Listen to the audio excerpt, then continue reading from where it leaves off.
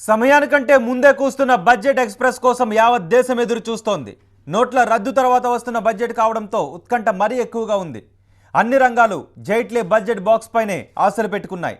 అటు 5 రాష్ట్రాల ఎన్నికలు కూడా ఉండడంతో ఎన్నికల కమిషన్ కూడా పార్లమెంట్ సమావేశాలపై కన్నేసింది. ఎన్నడూ లేనంతగా ఈసారి బడ్జెట్ కోసం జనమంతా కళ్లల్లో ఒత్తులేసుకొని మరీ ఎదురు చూస్తున్నారు. దానికి ప్రధాన కారణం నోట్ల రద్దు. అవును, నోట్ల రద్దుతో కుదేలైన రంగాలన్నీ ఇప్పుడు బడ్జెట్ పైనే ఆశలు పెట్టుకున్నాయి. కేంద్రం ఏదైనా తాయిలాలు ప్రకటించి ఆదుకోకపోదా అని ఎదురు చూస్తున్నాయి. నోట్ల రద్దు నిర్ణయంతో దేశంలో అనేక రంగాలు దారుణంగా దెబ్బతిన్నాయి. వాటిలో స్టాక్ మార్కెట్ ఒకటి. అయితే కొత్త సంవత్సరంలో మళ్లీ కోలుకున్న మార్కెట్ నవంబర్, డిసెంబర్ నాటి నష్టాల్ని పూడ్చుకోగలిగింది. ఈ జోరు కొనసాగాలంటే ఈ బడ్జెట్లో తీసుకునే నిర్ణయాలు కీలకం కానున్నాయి. అందుకే దేశీయ, అంతర్జాతీయ మదుపర్లు జైట్లీ వైపు ఎదురుచూస్తున్నారు. వృద్ధి రేటు నెమ్మదించే అవకాశాలున్నాయని ప్రభుత్వమే అంచనా వేస్తున్న నేపథ్యంలో దిద్దుబాటు చర్యల్లో భాగంగా వృద్ధికి ఊతమిచ్చే సాహసోపేత నిర్ణయాలు తీసుకోవచ్చని భావిస్తున్నారు మార్కెట్ నిపుణులు.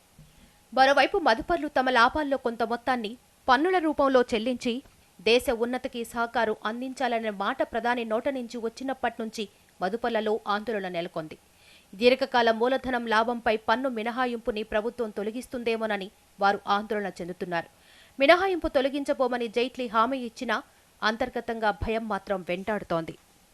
దీంతో పాటు పన్ను ఎగవేత నివారణ నిబంధనల చట్టాన్ని వచ్చే ఆర్థిక సంవత్సరం నుంచి ప్రభుత్వం అమల్లోకి తీసుకురాబోతోంది.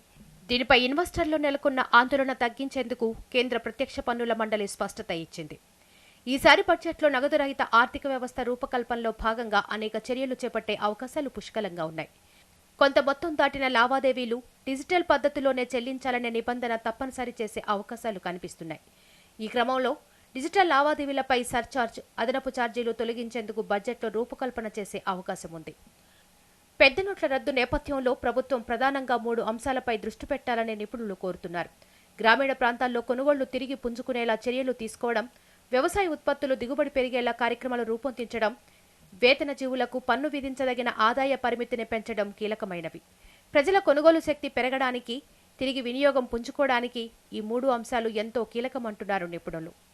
సాధారణ బడ్జెట్లోనే ఈసారి రైల్వే బడ్జెట్ కూడా భాగమవుతోంది. ఈ నేపథ్యంలో ప్రయాణ ఛార్జీల భారం పెరుగుతుందా అన్న ఆందోళన వ్యక్తమవుతోంది. ఎందుకంటే రైల్వే నిర్వహణకు అవుతున్న ఖర్చులో ప్రయాణికుడి నుంచి సగటున 56% మాత్రమే ఛార్జీల రూపంలో వసూలు చేస్తున్నామని రైల్వే శాఖ చెబుతోంది. ఈ నష్టాన్ని సరుకు రవాణా ద్వారా పూడ్చుకునే ప్రయత్నం చేస్తున్నామంటోంది.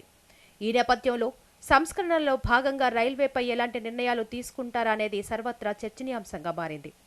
ప్రభుత్వం పర్సనల్ ట్యాక్స్, కార్పొరేట్ ట్యాక్స్ రేట్లను తగ్గించకూడదన్నారు కేంద్ర మాజీ ఆర్థిక మంత్రి చిదంబరం. బడ్జెట్లో పరోక్ష పన్నుల రేటును తగ్గించాలని సూచించారాయన. There will be a very cruel cut. I sincerely hope this government will not commit the cardinal mistake of cutting funds for ongoing, well-designed social welfare programs. నోట్ల రద్దు పర్యవసానాలు తెలియకుండా నెల రోజుల ముందే బడ్జెట్ ప్రవేశపెట్టడాన్ని వ్యతిరేకించినట్లు సిపిఎం నేత సీతారాం ఏచూరి చెప్పారు. ఏ ఇష్యూతో 40 చట్టాలు తీసుకురావడానికి ఒక సూచి ఇచ్చింది ప్రభుత్వం. మేము అడిగాం, అయ్యా మీరు ప్రాక్టికల్లా ఏంటి? 9 రోజులు మొదటి పార్ట్ సెషన్ బడ్జెట్ చేసి అంటే ఏ భ్రమలో ఉన్నారు? 3వ క్వార్టర్ స్టాటిస్టిక్స్ అంటే డిమానిటైజేషన్ ఎఫెక్ట్ ఏం పడిందని, అది లేకుండా బడ్జెట్ అంటే అర్థం ఏంటి?